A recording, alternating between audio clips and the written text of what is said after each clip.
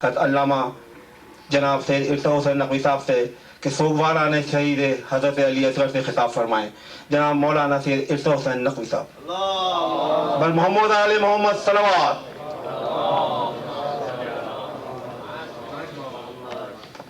بانی دیگر صلوات.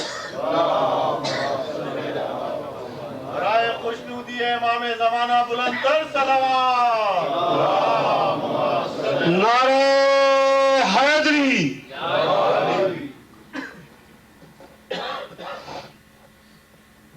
جناب ڈاکٹر تجمل حسین صاحب آپ سے کچھ کہنا چاہتے ہیں.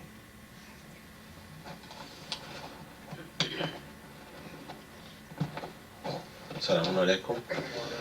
میں کل بھی آپ سب کی خدمت میں حاضر ہوا تھا اور میں نے ڈونیشنز کی اپیل کی تھی.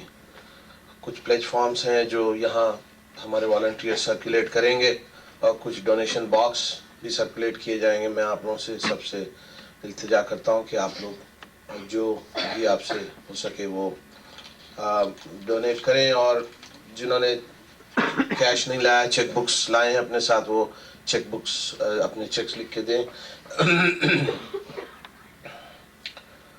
کل تو میں نے فیکٹس اینڈ فگرس آپ سب کے سامنے پیش کیے تھے. آج میں تفصیل میں نہیں جاؤں گا.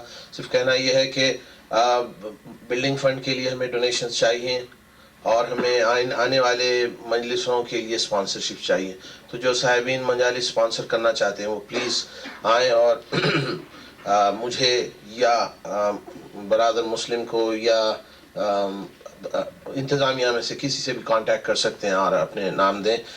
ایک اور اعلان ہے، ایک ریکویسٹ ہے.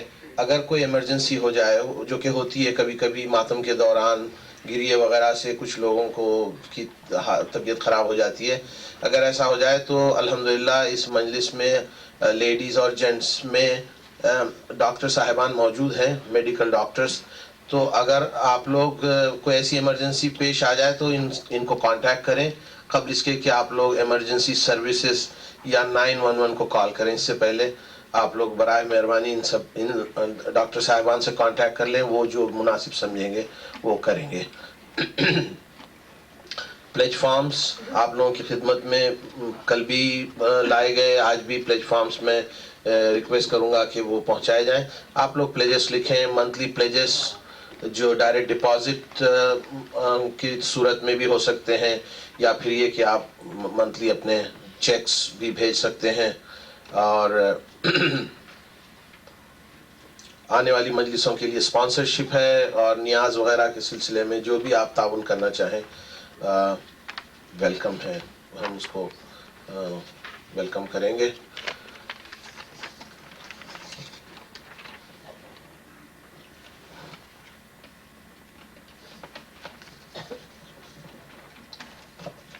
پر محمد و آل محمد صلوات.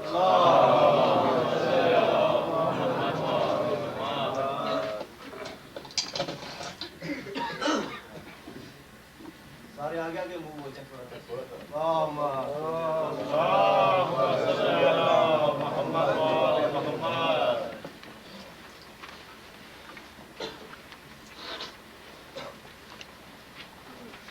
آواز بلند صلوات. اللہم صلی علی محمد.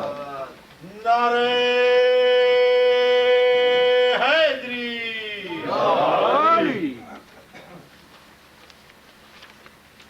اعوذ باللہ السمیع العلیم من الشیطان اللعین الرجیم. بسم اللہ الرحمن الرحیم.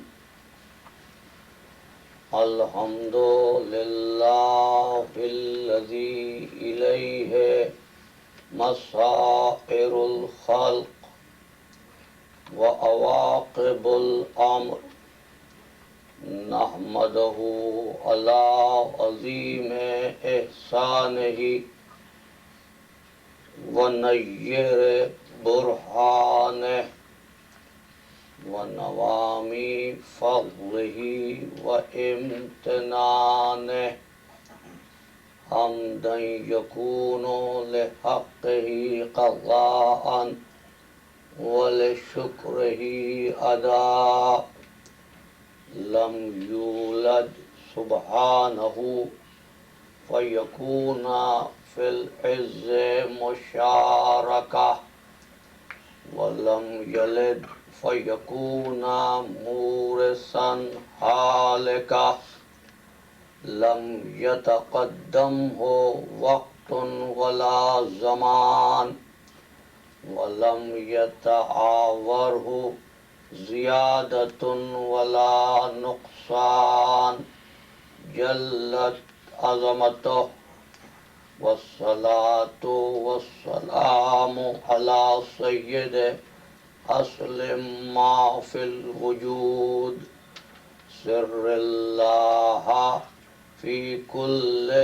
موجود نقطة دائرة الوجود صاحب اللواء الحمد والمقام المحمود أبي القاسم محمد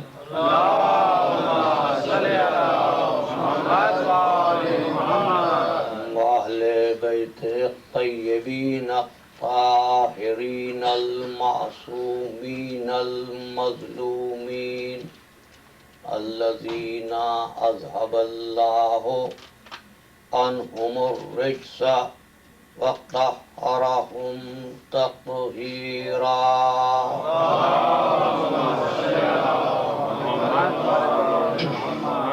أما بعد فقد قال الله تبارك وتعالى في محكم كتابه المبين وهو أصدق الصادقين بسم الله الرحمن الرحيم وأن هذا صراطي مستقيما فاتبعوه ولا تتبعوا السبل فتفرق بكم عن سبيله ذلكم وصاكم به لعلكم تتقون صلوات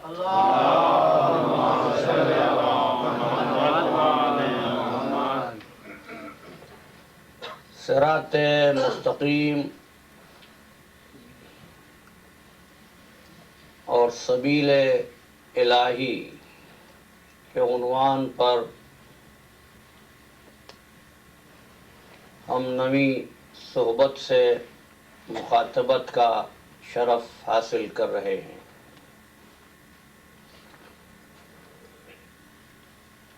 عنوان ادب تھا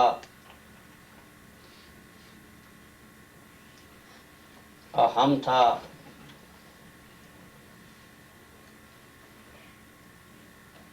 اور دامن وقت ہمیشہ تنگ رہا۔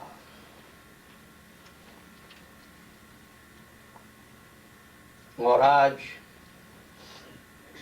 نویں مجلس میں اس امر کا اعتراف کر رہا ہوں کہ عنوان پر گفتگو کما ہوا حقہ نہیں ہو سکی،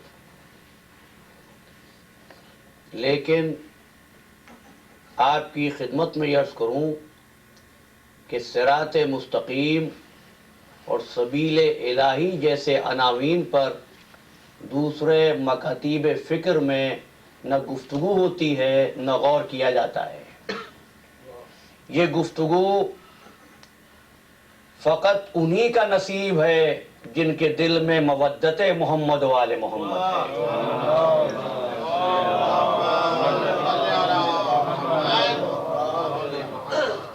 صراط مستقیم اور سبیل الہی کون فکر کرے، کون گفتگو کرے، بس وہی کر سکتا ہے جس کو نسبت ہو باب مدینۃ العلم سے۔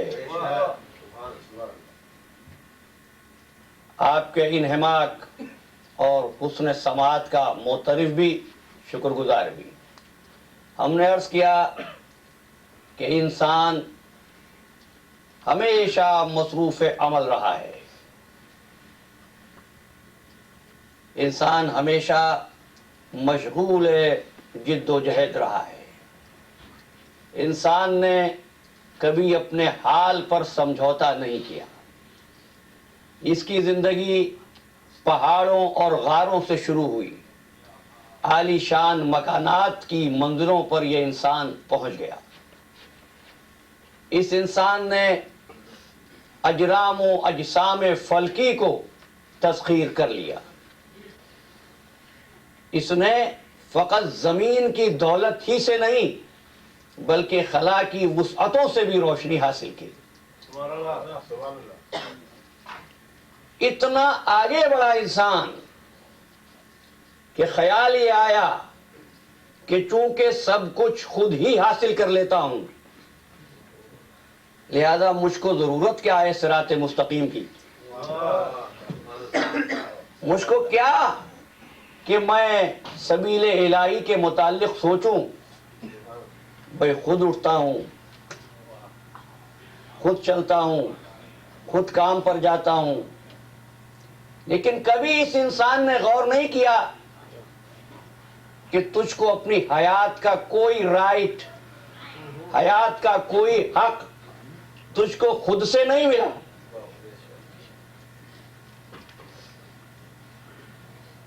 کیا ہے؟ مجھے یہ چاہیے، مجھے وہ چاہیے، میں یہاں جانا چاہتا ہوں، میں زندہ رہنا چاہتا ہوں. کیا زندگی تیرا حق تھی؟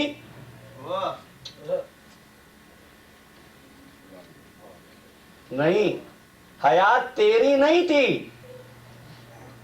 حیات تو کسی کا احسان تھی تجھ پر کہ اس نے تجھ کو عدم سے وجود دے دیا. کیا تو اپنی مرضی سے دنیا میں آیا تھا؟ عزیزوں، کوئی انسان کیا اپنی مرضی سے اسی گھر میں پیدا ہو سکتا ہے جہاں وہ پیدا ہونا چاہے؟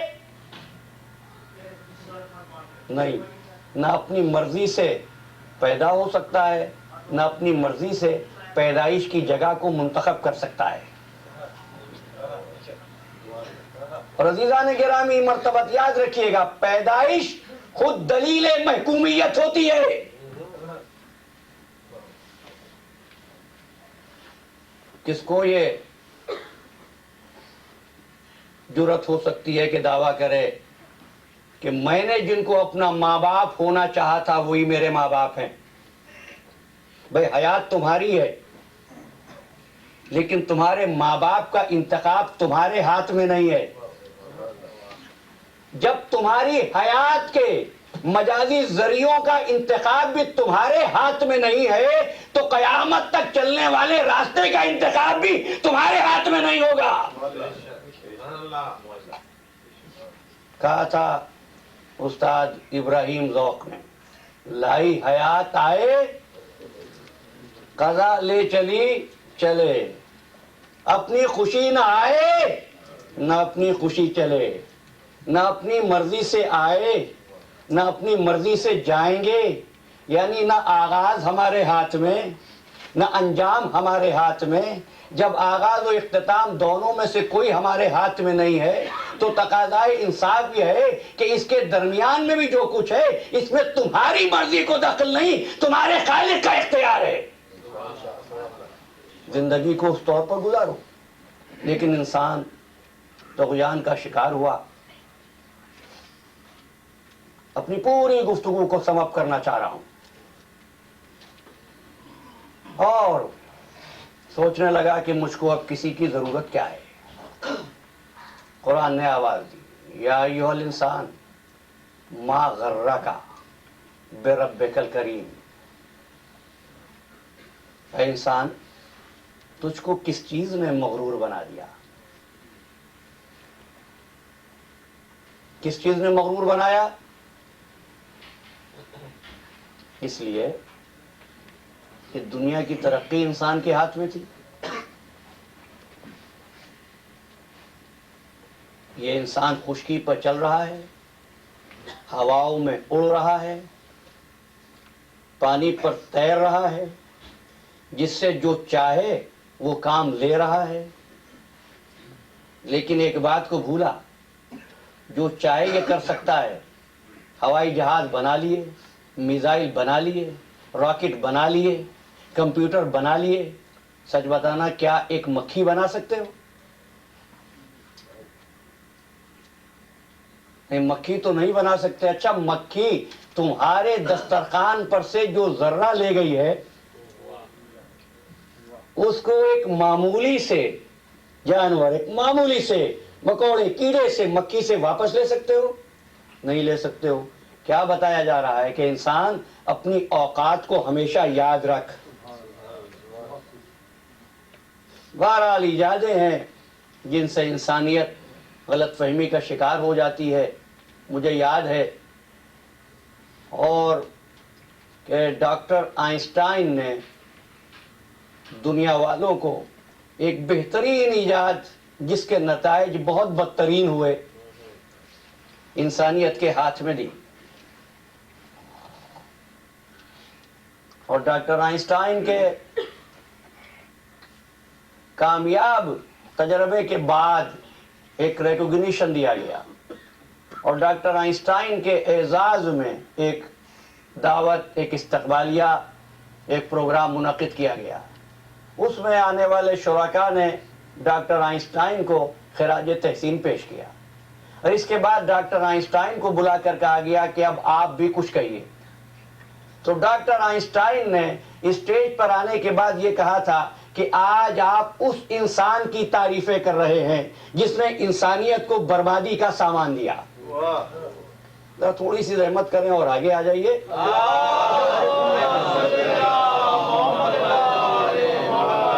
और दीगर सलावत।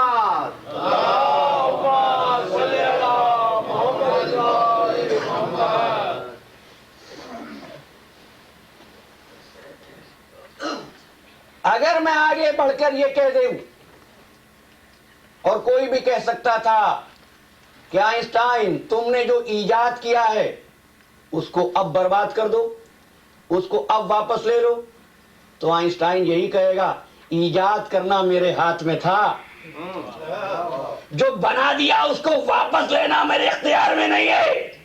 बस तो यही फर्क है साइंसदान में और खालिक साइंसदान में कि वो जिसको बना दे उसको रोक नहीं सकता, जिसको बना दे उसको फना नहीं कर सकता।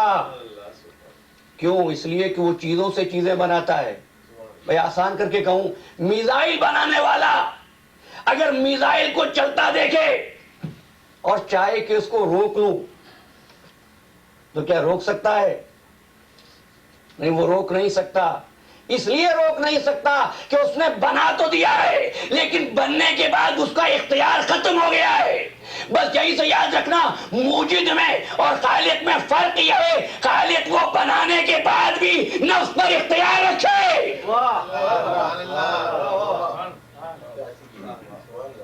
वो हरकत पर भी कादिर हो। अच्छा, आइंस्टाइन ने बना दिया कुछ, अब इसको फना करो, फना नहीं कर सकता। लेकिन खालिक कौन? हुवल्लज़ी खलक़ल मौत वल हयात। वो जब चाहे बनाए और जब चाहे फना कर दे। ये फर्क है।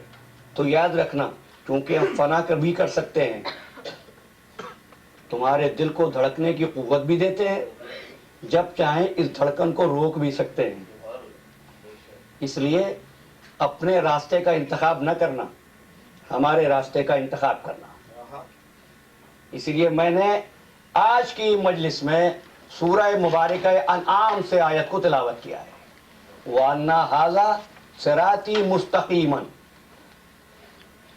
ये मेरा सीधा रास्ता है, फत्तबिऊहु, इसका इत्तिबा करो, वला तत्तबिउस सुबल, उन सबीलों पे न चलो, फतफर्रकू बिकुम अन सबीले, जो सबीले इलाही से गुमराह कर दे,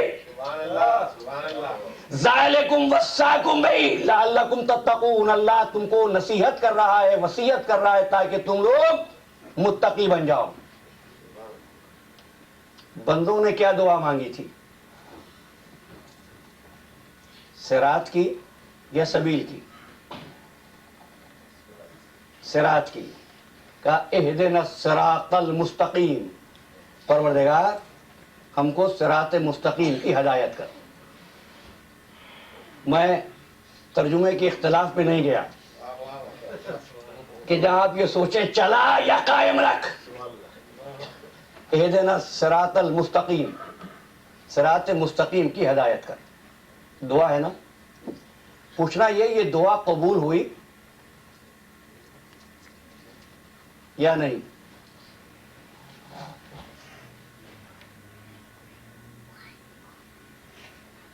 اگر 1400 سال سے مسلمان یہ دعا مانگ رہا ہے، اہدنا الصراط المستقیم، ہم کو سیدھے راستے کی ہدایت کر، واہ واہ واہ اور پروردگار وہ ہے جو کہتا ہے ادعونی استجب لکم، واہ واہ واہ واہ واہ، مجھ سے مانگو میں دوں گا، اس نے دیا،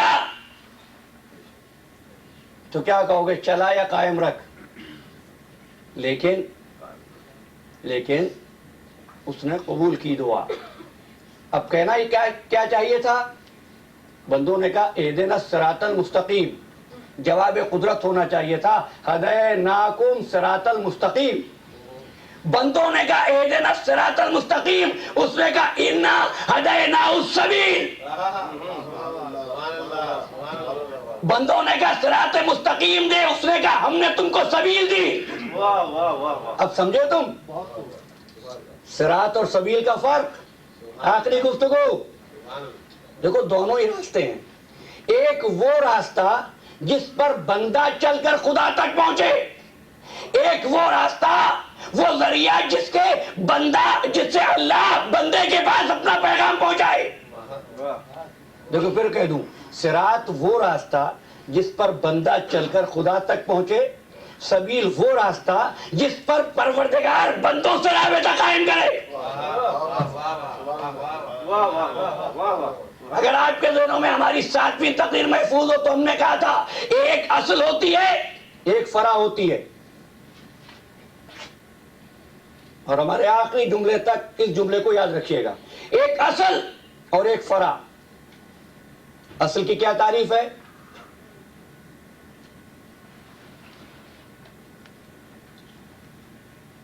اصل وہ جو خدا کی طرف سے آئے اور بندے قبول کرے، فرع وہ جو بندوں کی طرف سے جائے اور وہ قبول کرے۔ تو مجھے بتاؤ، سبیل اللہ کی طرف سے آئی، صراط بندوں کی طرف سے گئی، اصل کیا ہے، فرع کیا ہے؟ نعرہ صلوات،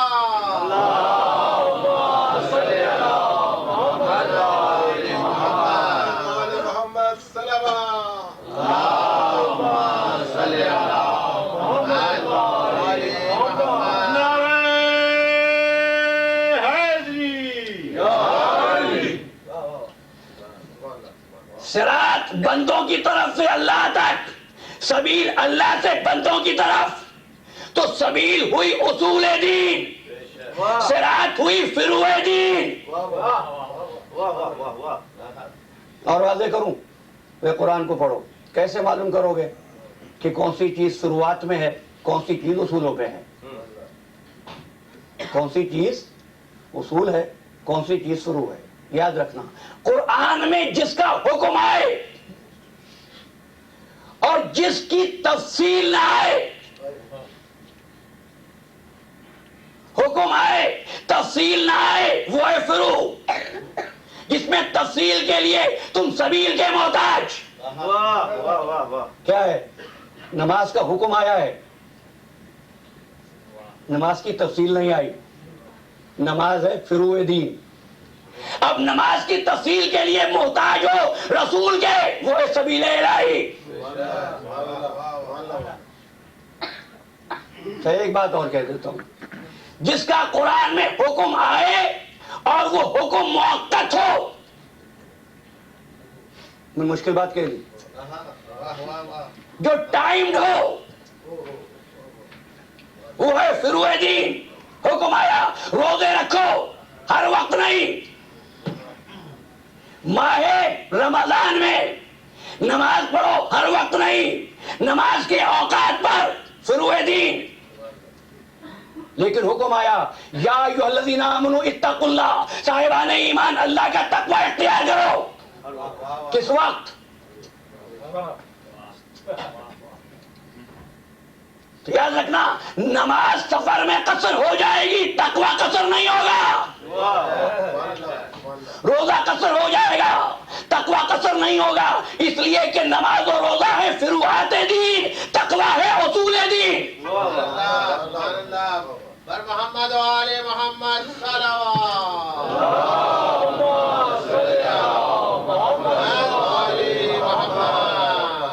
ایک مرتبہ پھر ذہن میں رکھیے، حکم آئے، حکم ٹائم کے ساتھ مشروط ہو، حکم کی تفصیل نہ ہو تو وہ ہے فروع دین۔ جس میں وقت نہ ہو، حکم واضح ہو، وہ ہے اصول۔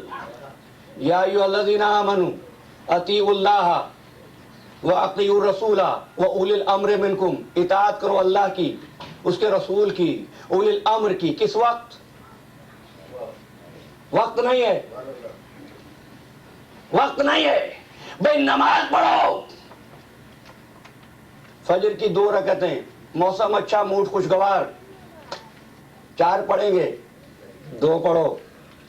جس کی گنتی معین ہو جائے، جس کا وقت مقرر ہو جائے، جس کی تفصیل نہ آئے، وہ ہے فروع دین۔ حکم واضح ہو، ہر وقت واجب ہو، وہ ہے اصول دین۔ اگر یہاں تک یہ بات پہنچا سکا ہوں تو پھر ایک اور بات کہتا ہوں، فروعات دین کوئی ادا نہ کر سکے تو ہے گناہگار، کافر نہیں ہے۔ میں جانتا تو تھا نماز واجب ہے، تساہلی تھی، کوتاہی تھی، نماز نہ پڑھ سکا۔ نمازیں قضا ہوتی رہی حیات کی، مر گیا۔ اب ورثہ چاہتے ہیں کہ اس کی نمازیں پڑھوا دی جائیں، تو پہنچے، کام چاہتے ہیں مرحوم کے لیے اجارے کی نماز ہو۔ اجارے کی نماز بچے سمجھ لیں، کوئی مر جائے اور اجرت دے کر، پیسے دے کر کسی سے اس کی نماز پڑھوا دے تو نماز ادا ہو جائے گی۔ ذہن میں رکھیے گا، ایک ایک جملے پر توجہ رہے، نماز ہو جائے۔ روزے نہیں رکھے، انہوں نے پیسے دیے مرنے والے کے لیے، روزے رکھوا دیے، روزے ادا ہو گئے۔ لیکن ایک شخص دنیا سے اللہ پر کفر کی حالت میں، رسول کے وجود سے انکار کی حالت میں، ملائکہ اور کتابوں سے انکار کرتا ہوا گیا۔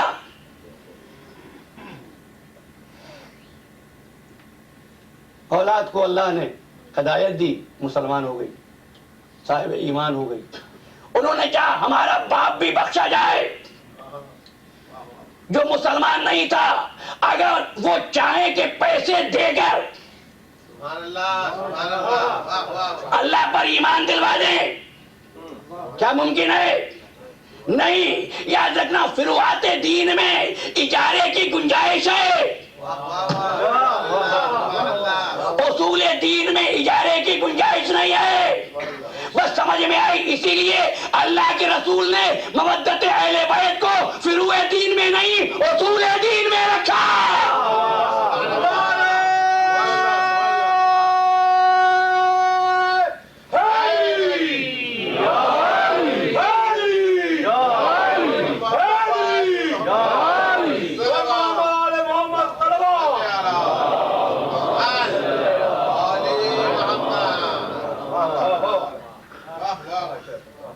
میری 7ویں تقریر میں نے آپ سے عرض کیا تھا، علی کی ایک ضربت ایسی ہے، ضربت علی یوم الخندق افضل من عبادت الثقلین الی یوم القیامہ، جو ثقلین کی عبادت سے بہتر ہے۔ اب ہمیں تاریخ بتاتی ہے، روایتیں بتاتی ہیں، تفسیریں بتاتی ہیں کہ جب میدان حشر ہوگا اور کچھ بندے گناہگار ہوں گے، اصولوں میں نہیں فروعات میں کمی ہوگی، تو حیدر کرار فرمائیں گے کہ ان کو نہ لے کر جاؤ اس طرف، کہ مولا ان کی نیکیوں میں کمی ہے، ان کی نیکیوں میں کمی ہے. فرمائیں گے گھبراؤ نہیں، میری نیکیوں کے خزانے کھولو. نعرہ حیدری. تو فرشتے کہنے لگے علی تیرے خزانے تو بے شمار ہیں، کس خزانے کو کھولنے کا؟ باقیوں کو بند رہنے دو، فقط خندق کے دن والی ضربت کا خزانہ کھولو.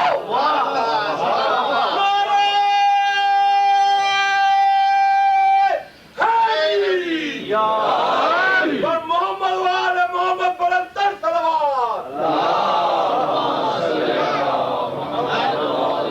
اور آ گیا سبحان اللہ سبحان اللہ. تھوڑا تھوڑا آگے تو یہ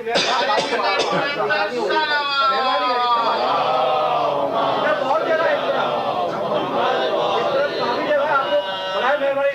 تھوڑی دیر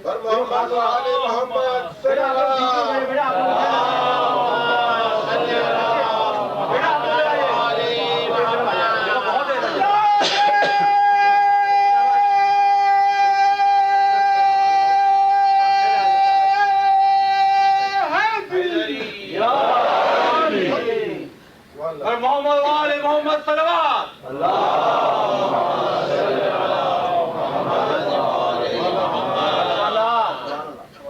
تو اب مفتی حرم یہ کہتا ہے یہ کیسے ممکن ہے کہ علی کی نیکی کا ثواب علی کے محب کو مل جائے؟ میں پوچھتا ہوں جب کوئی مر گیا تھا تم قرآن پڑھ رہے تھے،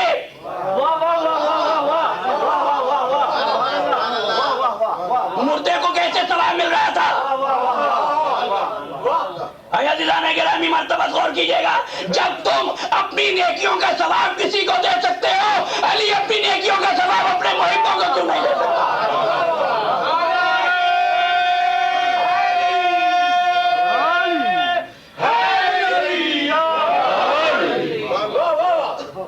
محمد وآل محمد صلوات.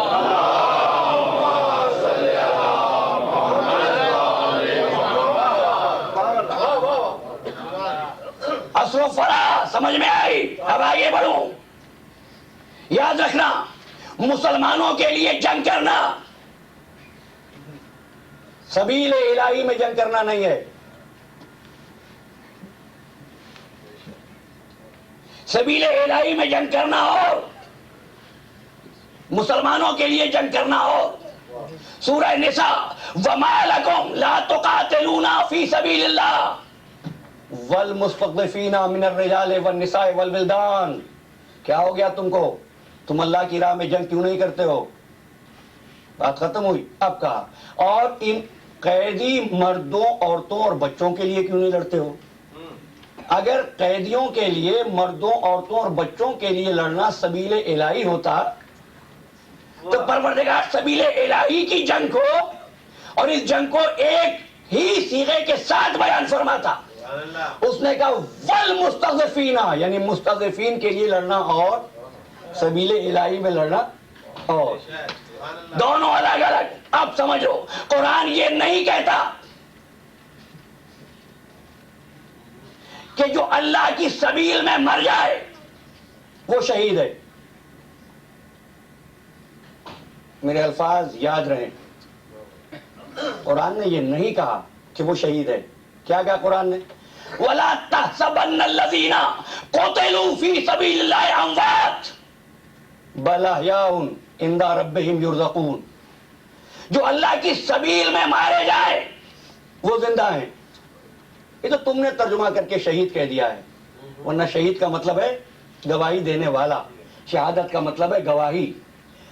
لا تحسبن الذين قتلوا في سبيل الله امواتا بل احياء عند ربهم يرزقون. جو اللہ کی راہ میں مارے جائیں. پروردگار سیدھی سیدھی سی بات کہتا ہے کہ شہید، جیسا مسلمان کہتے ہیں. کہ اگر یہ کہہ دیتا تو اپنے مرنے والوں کے ناموں کو لوگ سبیل الہی کی مرنے والوں میں شامل کر دیتے. اپنے مرنے والوں کے نام سبیل الہی کے لیے مرنے والوں کے ناموں میں شامل کر دیتے. تو میں نہیں کہوں گا سبیل الہی کہوں گا تاکہ اس کا فیصلہ دنیا نہ کرے کون سبیل الہی پہ مرا، اس کا فیصلہ سبیل الہی کا وارث کرے۔ اب عزیزان گرامی، ایک انسان نیکی کرتا ہے، نیکی کیوں کر رہے ہو؟ کہتا ہے سبیل اللہ، فی سبیل اللہ، فی سبیل اللہ۔ یہ الفاظ کتنی مرتبہ آپ کے پردہ سماج سے ٹکرائے ہوں گے۔ اب آیت پڑھ رہا ہوں، آپ کے ذہنوں میں محفوظ رہے۔ قل ھذہ سبیلی، یہ نیا لفظیہ میں نے آج کی گفتگو میں، لیکن قرآن سے ہے۔ قل ھذہ سبیلی، رسول کہہ دو یہ ہے میری سبیل۔ اب سمجھے، صراط مستقیم ہوگی تمہارے لیے بھی۔ تمنا کرو، دعا کرو کہ اللہ صراط پر چلا دے، لیکن رسول کہتا ہے سبیل یہ تمہارے لیے نہیں ہے۔ قل ھذہ سبیلی، یہ ہے میرا راستہ، یہ ہے میرا راستہ۔ صراط ہوتا ہے بندوں کا راستہ۔ یہ تو چلو لوگوں نے خود ہی اس مسئلے کو حل کر لیا کہ صراط مستقیم پر چلا۔ ہم کب کہہ رہے ہیں کہ آپ قائم ہیں؟ قل ھذہ سبیلی، یہ میرا راستہ ہے۔ سمجھے، سبیل الہی رسول کا راستہ ہے۔ ادعو الی اللہ، میں بلاتا ہوں اللہ کی طرف۔ علی بصیرۃ انا ومن اتبعنی، یا تو سبیل پر میں بلاؤں گا یا وہ مومن جس نے میرا اتباع کیا۔ اب تاریخ کے اوراق سے پوچھو اتباع کس نے کیا؟ تو عزیزو، فرماتے ہیں مولا کائنات علی ابن ابی طالب علیہ السلام،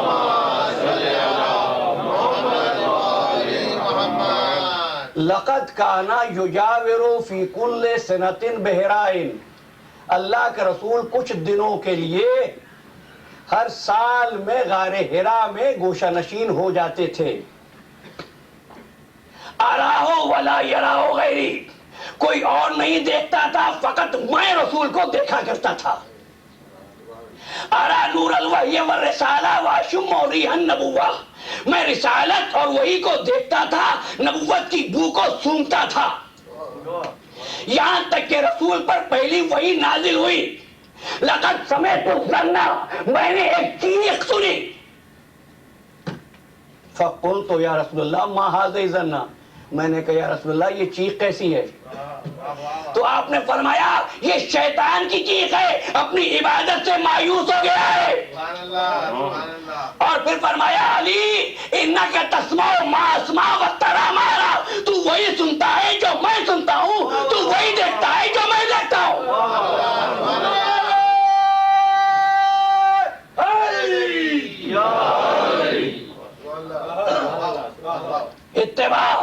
اتباع کیسے ہوتا ہے؟ اور پھر فرماتے ہیں خدا کی قسم کوئی گھر ایسا نہیں تھا جس میں کوئی مسلمان ہوتا مگر یا رسول یا خدیجہ وانا ثالثہما، یا رسول یا خدیجہ اور میں تیسرا تھا۔ کہاں تھا اسلام؟ کون کر رہا تھا اتباع؟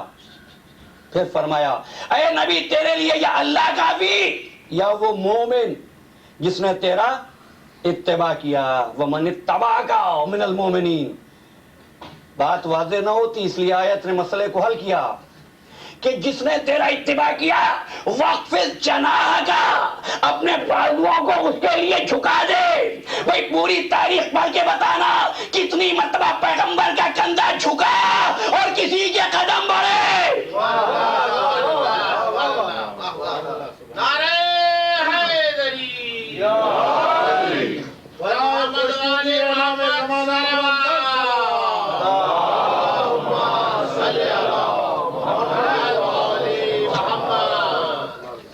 بس ایک جملہ کہوں، بہت تھک چکا۔ سبیل آپ پر واضح ہوئی،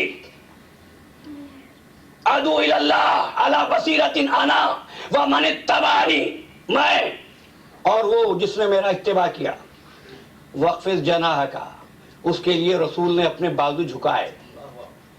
بھئی لوگ تو وہ تھے جو مہر نبوت کا بوسہ لینے کے لیے بھی، واہ واہ واہ واہ واہ، لیکن علی وہ جس کو رسول کا علی اپنے قدم کے ساتھ میرے دوش پر بلند ہو جا. بلند ہو گئے دوش پر. جب بلند ہوئے, کھڑے ہوئے, بت توڑنے لگے. یہ اعزاز تھا, اہتمام تھا. کسی ایسے کو اس لیے نہیں کہا کہ کسی کے بتوں سے تعلقات رہے ہوں گے. کئی لحاظ ہو کہ تم بلند ہو, بتوں کو توڑنے لگے. اور ایک مرتبہ پوچھا, یا علی تم اپنے آپ کو کیسا محسوس کرتے ہو؟ عرض کیا, یا رسول اللہ ایسا محسوس کرتا ہوں کہ اگر چاہوں تو عرش الہی کو چھو لوں. عرش الہی کو چھو لوں. عرش الہی کس کی جگہ؟ اللہ کی. دوش کس کے؟ رسول کے. تو سمجھ لو ہم امام اس کو مانتے ہیں, سبیل الہی اس کو کہتے ہیں جو ایک وقت میں اللہ سے بھی ملا ہو, رسول سے بھی ملا ہو.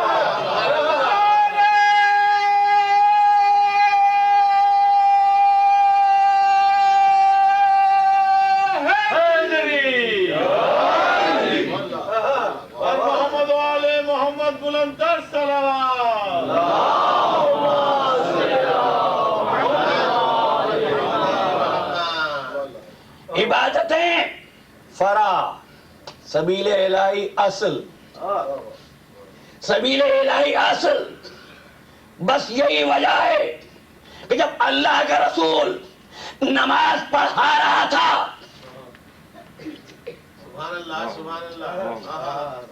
اور پشت پر نواسا آ کے سوار ہوا, سجدہ طولانی ہو گیا. سبحان ربی الاعلی و بحمدہ, سبحان ربی الاعلی و بحمدہ, سبحان ربی الاعلی و بحمدہ. کتنی مرتبہ کہا؟ تاریخ کے مطابق کم از کم 71 مرتبہ فرمایا حضور نے سبحان ربی الاعلی و بحمدہ. اصحاب کو حیرت ہوئی کہ سجدہ طولانی کیوں ہو گیا. گردنیں اٹھا اٹھا کے دیکھنا شروع کیا. دیکھا پشت پر نواسا سوار ہے, اٹھایا اور پھر سجدے میں گئے.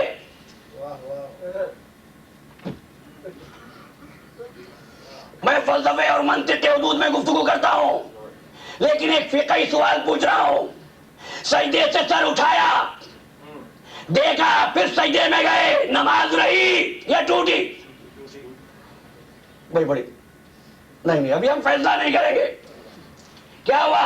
سبحان ربی الاعلی و بحمدہ کہا, پھر سجدے میں گئے. تصور کرنا, سجدے میں سر اٹھا, سبحان ربی الاعلی و بحمدہ, دیکھا, پھر سجدے میں.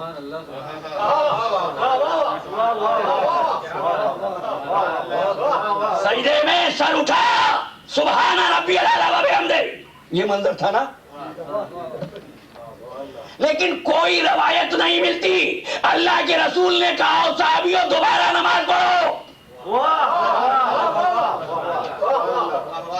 کوئی روایت نہیں ہے حضور نے فرمایا صحابیوں دوبارہ نماز پڑھو.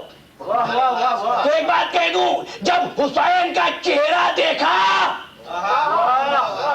دو جملے سنا, حسین کا چہرہ دیکھا پھر سجدے میں گئے. جب حسین کا چہرہ دیکھا سبحان ربی الاعلی و بحمدہ یاد آیا.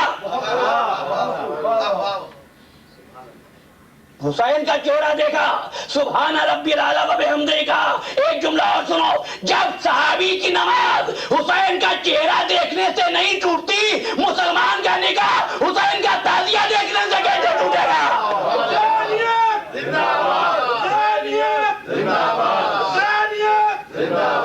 محمد آل محمد صلوات.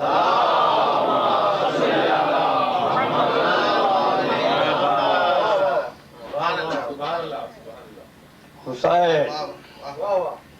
اب صحابی پوچھنے لگے, یا رسول اللہ ہماری جانیں قربان ہوا صاحب پر, ہر منزل و مشکل کو ہمارے لیے آسان کیا ہے. کیا آج حالت سجدہ میں آپ پر وحی آ رہی تھی یا اونگ آ گئی تھی؟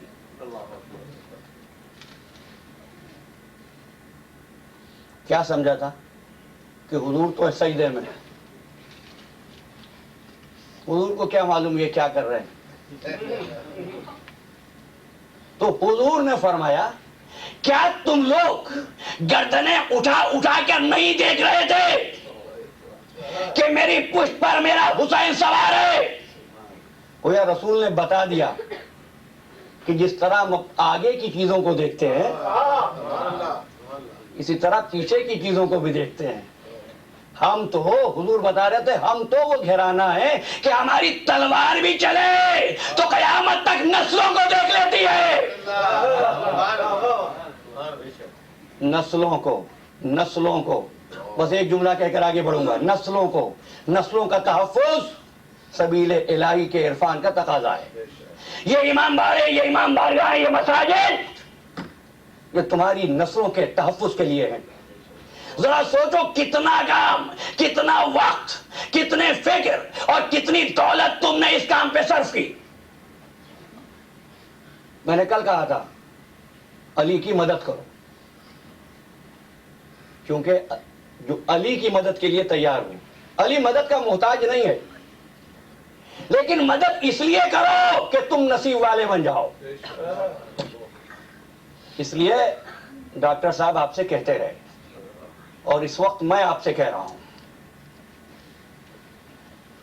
کہ اس امام بارگاہ کے لیے اپنے بجٹ میں اتنا حصہ رکھو کہ حسین کی دکھیاری ماں تمہارے لیے یہ دعا کرے پروردگار انہوں نے میرے بچے کے عزاخانے کے قیام میں اپنی دولت خرچ کی ہے, پروردگار ان کے گھروں کو سلامت رکھ. مجھے ابھی ایک مرد مومن نے بتایا کہ ان کے دل میں یہ خواہش و جذبہ ہے وہ امام بارگاہ کے لیے 2.5-3 ایکڑ کا ایک پلاٹ مختص کر دیں.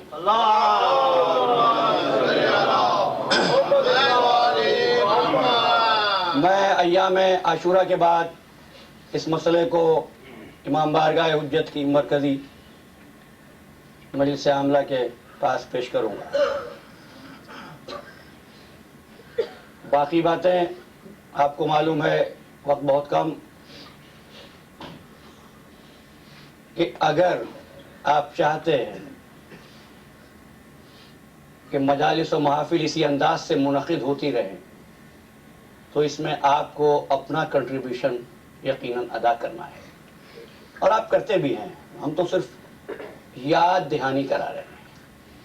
آپ کے تعاون سے یہ ادارہ اب تک چلا ہے, انشاءاللہ اب تک چلے گا. میں آپ کا تہ دل سے شکر گزار ہوں. بڑے انہماک کے ساتھ آپ نے سماعت فرمایا. یہ باتیں آج اس لیے کر رہا ہوں کہ کل مجھے اس کا وقت نہیں مل سکے گا. کل کا دن کسی گفتگو کا دن نہیں ہوتا. میں والنٹیئرز کا شکر گزار ہوں, ایرلٹن پولیس کا, کارکنان ادارہ کا, اپنی بہنوں کا جنہوں نے ان ایام عزا میں فاطمہ زہرا کو اس کے لال کا پرسہ دیا. واقعہ بیان کر رہا تھا جب سجدہ طولانی ہو گیا اصحاب نے پوچھا تو آپ نے فرمایا کیا تم لوگ گردنیں اٹھا اٹھا کر نہیں دیکھ رہے تھے کہ میری پشت پر میرا حسین سوار ہے. پھر آپ نے ایک جملہ ارشاد فرمایا ان الحسین, اس لیے میں نے کہا تھا تقریر کے آغاز پر رسو فرا یاد رہے.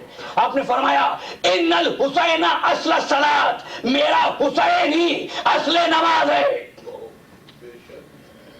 یاد رکھنا فرا میں حالات کے مطابق تبدیلی ہو سکتی ہے, اصل کو اس کے مقام سے نہیں ہٹایا جاتا. اس لیے حسین کو نہیں ہٹایا, سجدہ طولانی ہو گیا. کسی نے آ کر کہا بنت رسول سے کہ حسین کی وجہ سے بڑی زحمت ہوئی. حسین آئے, مادر گرامی صدیقہ طاہرہ مرتبہ بیٹے سے فرماتی ہے حسین تمہاری وجہ سے نانا کو کتنی زحمت ہوئی. حسین کہنے لگے اماں نانا کو زحمت ہوئی ہے نا, حسین وعدہ کرتا ہے, حسین وعدہ کرتا ہے اماں میں ایک ایسا سجدہ کروں گا اماں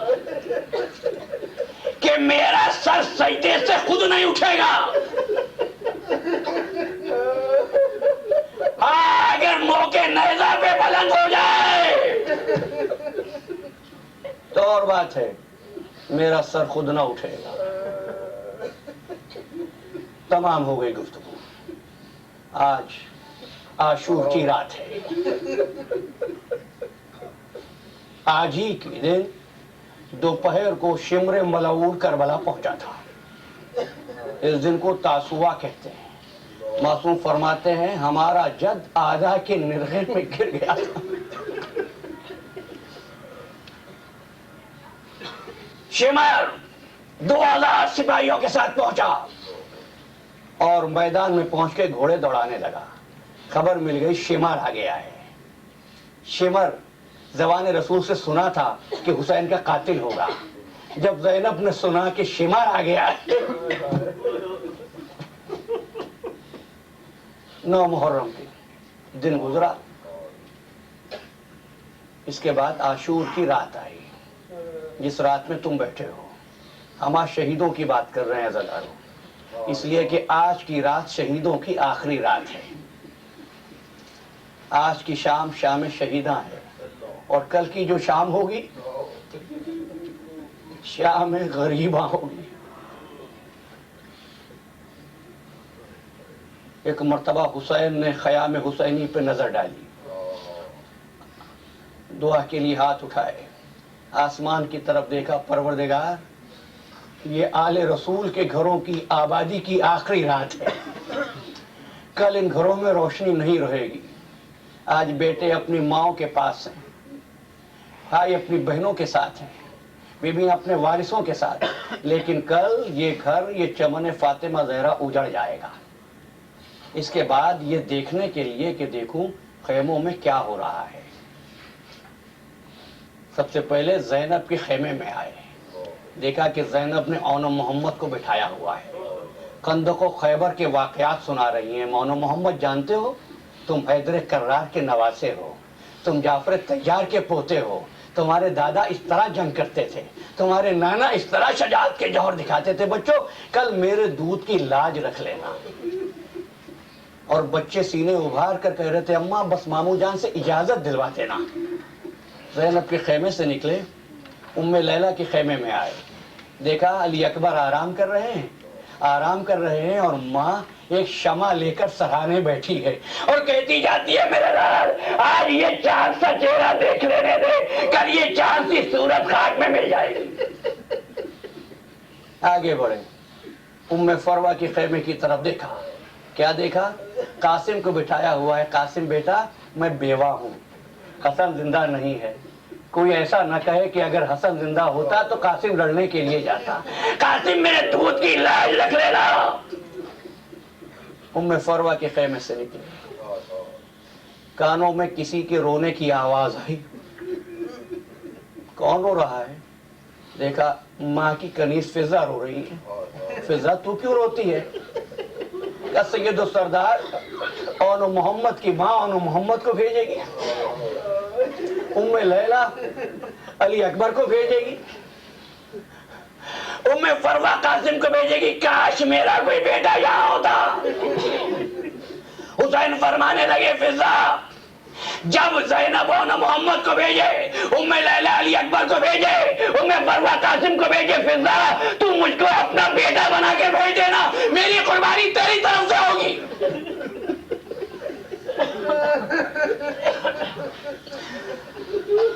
مظلوم کربلا آگے بڑھا. کسی اور بی بی کے بہن کی آواز آئی. آواز کہاں سے آ رہی ہے؟ ام رباب کے خیمے سے. اللہ تمہارے بچوں کو سلامت رکھے. ام رباب کیا بات ہے؟ خیمے میں آئے. کیا بچہ ختم ہو گیا؟ ام رباب گہوارے پہ سر رکھے زارو قطار ہو رہی تھی. جب حسین نے پوچھا نا ام رباب کیا بچہ ختم ہو گیا, تو ایک مرتبہ ام رباب کہتی ہے سید و سردار بچہ تو زندہ ہے, بچے پر نہیں رو رہی, اپنی قسمت پر آنسو بہا رہی ہوں. کیا بات؟ کہا کل ام فروہ اپنے بیٹے کی قربانی دے گی. उम्म लैला अपने बेटे की कुर्बानी देगी, ज़ैनब और मोहम्मद को भेजेगी। मेरा बेटा इतना छोटा है, काश असगर घुटनियों चलने के काबिल भी होता तो मैं भी सुरखरू होकर आपकी वालिदा के हुजूर जाती। और मौला दूसरे इसलिए रो रही हूँ कि आपने फरमाया था बाद शहादत हमारे बाजू बांध दिए जाएंगे, तो इस बच्चे को कौन संभालेगा? यूं भी तो ये मर ही जाएगा ना। कहा ये घुटनों चलने के काबिल होता मैं खुद चला के इसे मैदान में लेकर जाती। फरमाने लगे उम्मे रबाब मुझको जानती हो, पहचानती हो, मैं मोहम्मद का नवासा हूँ। उम्मे रबाब सब्र करो, इत्मीनान रखो, कल तेरा असगर वो जंग करेगा कि दुनिया खैबर को भूल जाएगी। ये एक फरात क्या है, बेशुमार सबीलें लग जाएंगी अली असगर की प्यास की याद में, हजारों फरात जमा हो जाएंगे, फरात शर्मिंदा हो जाएगा। उम्मे रबाब इत्मीनान रख। उम्मे रबाब को तसल्ली दी। आशूर का दिन आया, दिन ढलने लगा, आइज़ा काम आए, अंसार काम आए, और आखिर में एक मर्तबा हुसैन इब्न अली ने दरे खैमा पे आके आवाज दी उम्मे रबाब अली असगर को लाओ। बस जब सुना ना उम्मे रबाब ने हुसैन अली असगर को मांग रहे हैं तो उम्मे रबाब बहुत खुश हो गई। हुसैन दाखिल हुए खैमे में, सहने खैमा में आए। उम्मे रबाब अली असगर को ले आओ। अली असगर को लाए, हुसैन की गोद में दिया। माँ ने बच्चे की तरफ देखा। तुम जानते हो छोटे बच्चे माओ से कितने मानूस होते हैं। माँ की गोद से बच्चा एक मर्तबा बाबा की गोद में आया। हुसैन चलना चाहते, एक मर्तबा उम्मे रबाब ने कहा आका थोड़ी देर के लिए मेरा बच्चा मुझको दे दीजिए। उम्मे रबाब ने आगोश में लिया और उम्मे रबाब अपने खैमे में ले गई। खैमे के अंदर बच्चे को ले जाती। यहाँ पर हुसैन खड़े हैं, इंतजार कर रहे हैं, हुसैन के साथ ज़ैनब भी खड़ी है। ऐसे में देखा कि उम्मे रबाब तकरीबन 15 सालों के बाद बच्चे को लाई। इस शान से नया कुर्ता पहना दिया था, कमर में पटका बांध दिया था, आस्तीनों को उलट दिया था। कहने लगी मौला मेरा बच्चा छोटा है तो क्या हुआ, आखिर यह हैदर के राज का पोता है।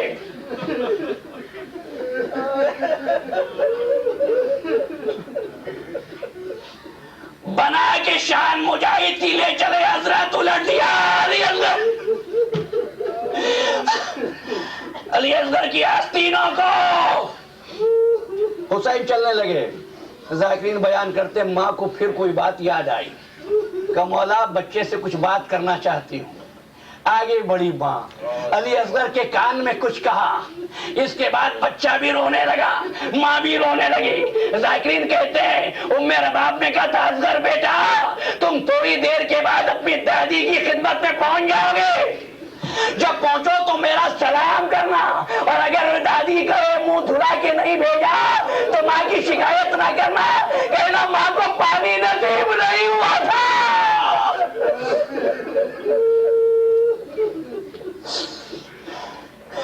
दूसरी वसीयत ये की असगर बेटा तुम्हारे दादा साथी कौसर है, जब हौज़े कौसर पे पहुंच जाओ तो याद रखना माँ की बात, अपने बाबा से पहले पानी न पीना। और तीसरी बात असगर बेटा मैदान में जाओगे तीर लगेगा, तीर लगेगा, जब तीर लगे तो रोना नहीं मेरी जान, हंस देना। गर्मी शिद्दत की थी, हुसैन ने अबा अली असगर के चेहरे पे डाल दी। फौजे कुफो शाम के सामने आए। बुकरात ने कहा था मौत से ज्यादा तल्ख है किसी करीम का लईम से सवाल करना। आए हुसैन से बढ़कर कौन करीम था उस वक्त, और फौजे शाम से बढ़कर कौन लईम था। क्या सवाल किया फतंद रसूल ने, अरे अहले कुफा शाम अगर हुसैन कसूरवार है इस बच्चे का क्या कसूर है,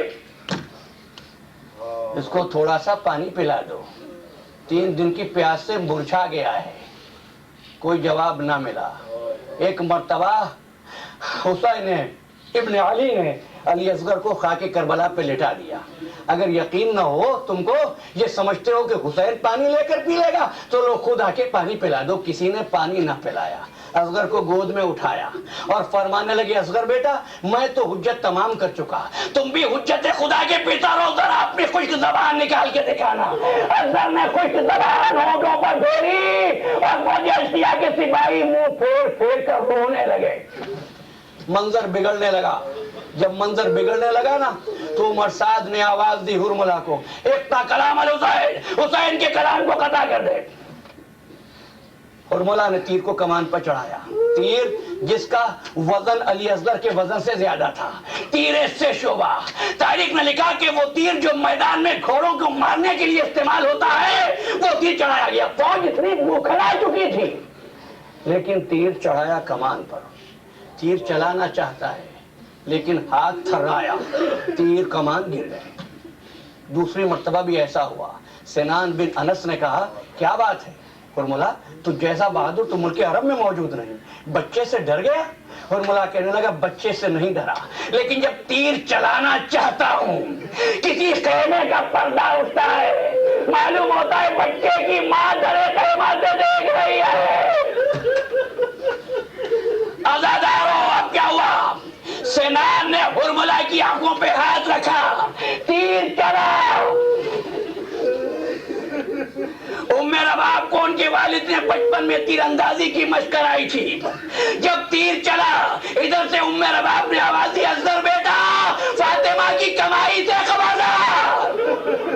مطلب یہ تھا علی اصغر تم لیٹے رہے تو تمہارا بابا زخمی ہو جائے گا۔ اصغر لیٹا تھا، اٹھ گیا، ایک مرتبہ اپنے گلے پر تیر کا لیا اور تیر کھا کے خیمے کی طرف دیکھا۔ اماں دیکھو میں رویا نہیں اماں۔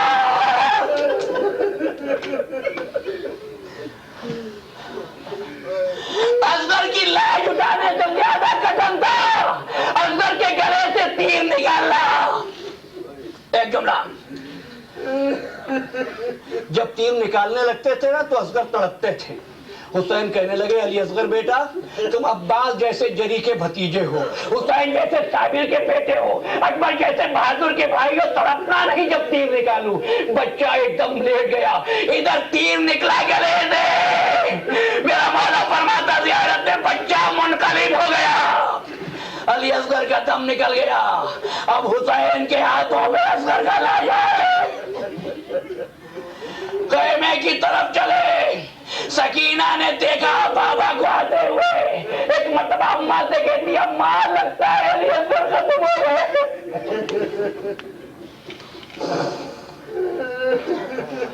بہنوں کے لیے چھوٹے بھائی کتنے عزیز ہوتے ہیں۔ اماں علی اصغر ختم ہو گئے۔ میرے باپ نے پوچھا سکینہ تم نے کیسے جانا؟ کہا جب بابا گئے تھے ہاتھ بندھے، اب آئے تو ہاتھ اس طرح ہے۔ ایک مرتبہ خیمے میں آئے، میں بیان نہ کر سکوں گا کس طرح ام رباب کو علی اصغر کا لاشا دکھایا ہوگا، لیکن مقاتل نے اتفاق سے لکھا گنج شہیدہ میں آئے، ذوالفقار حیدری نکالی، ننھی سی قبر کھود کے اصغر کو گاڑ کے، شبیر اٹھ کھڑے ہوئے دامن کو جھاڑ کے، قبر اصغر بن گئی۔ جب 11ویں محرم کو قافلہ اسیر ہو کے جانے لگا، ایک مرتبہ ام رباب قبر اصغر پہ آئی۔ اس طرح قبر بنائی تھی حسین نے، ایک طرف اکبر کا لاشا تھا، ایک طرف قاسم کا لاشا تھا۔ ام رباب نے ایک ہاتھ اکبر کا اصغر کی قبر پہ رکھ دیا، ایک ہاتھ قاسم کا، کہنے لگی تم بڑے بھائی ہو، چھوٹا بھائی چور ہے، ڈراؤنا جنگل ہے، کہیں میرا اصغر جنگ نہ جائے۔ اصغر بیٹا گھبرانا نہیں، بابا بھی قریب ہے، بھائی بھی قریب ہے۔